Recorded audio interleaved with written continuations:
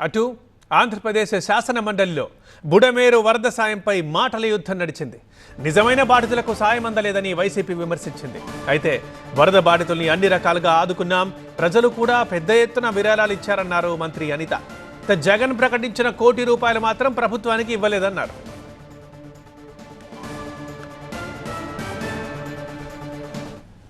Wheel chair లో ఉన్న ముసలి వాళ్ళు కూడా వాళ్ళ పెన్షన్ డబ్బులు దాచుకున్న పెన్షన్ డబ్బులు కూడా తీసుకొచ్చి వరద సాయానికి తీసుకొచ్చి ఇచ్చారు అధ్యక్ష. అటువంటి సందర్భంలో అధ్యక్ష నాకైతే ఒకటి, జగన్మోహన్ రెడ్డి గారు బుడమేరు వరద బాధితులకి ₹1 అనౌన్స్ చేశారు కానీ ఆ చెక్ అయితే మాకెవరికి రాలేదు. మా విపత్తుల శాఖ అయితే రాలేదు అధ్యక్ష, గవర్నమెంట్ కి అయితే రాలేదు అధ్యక్ష. ఆ సంగతి కూడా కొంచెం తెలుసుకుంటే మంచిది అధ్యక్ష. చెప్పు ఒకసారి, జగన్మోహన్ రెడ్డి ఇస్తారని ₹1 ఉందా?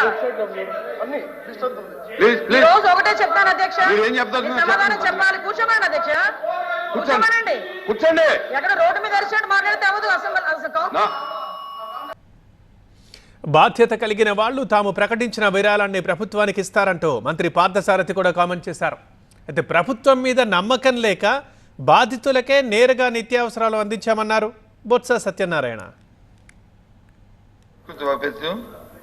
మానవ తప్పిదాలు జరిగినాయి.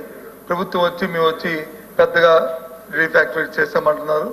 ప్రజలు వచ్చి అక్కడ ఉన్న ప్రజలు మేము కంటితో చూసాం.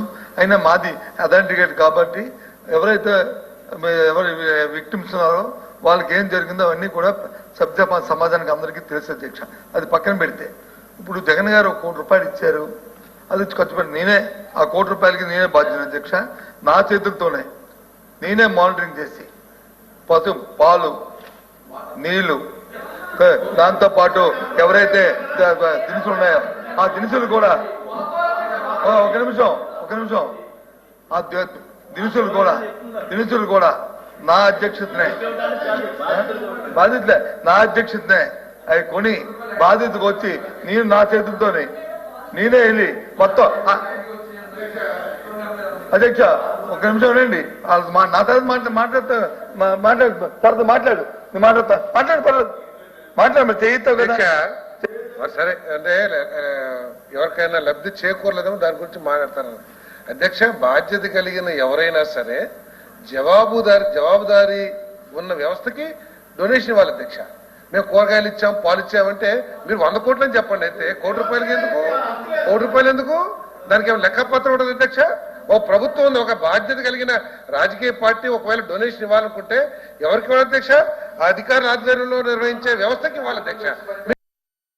అందులో అక్రమాలు జరిగాయి అన్నారు. మాకు నమ్మకం లేదు కాబట్టే మా ₹1 మేము ఎవరైతే నిజమైన విక్టిమ్స్ ఉన్నారో వాళ్ళకి అందే ఏర్పడి మేము చేసుకున్నాం. మాకు మీ మీద నమ్మకం లేదు కాబట్టి మీరు సక్రమంగా దాన్ని నిలబెట్టలేదు కాబట్టి దయచేసి మేమిచ్చిన మా పార్టీ నుంచి ఇచ్చిన సాయాన్ని మీరు ప్రశ్నించి ఈ రకంగా కోతులకి మేము కొవ్వొత్తి అగ్గిపెట్టికి ఇచ్చామని చెప్పలేదే.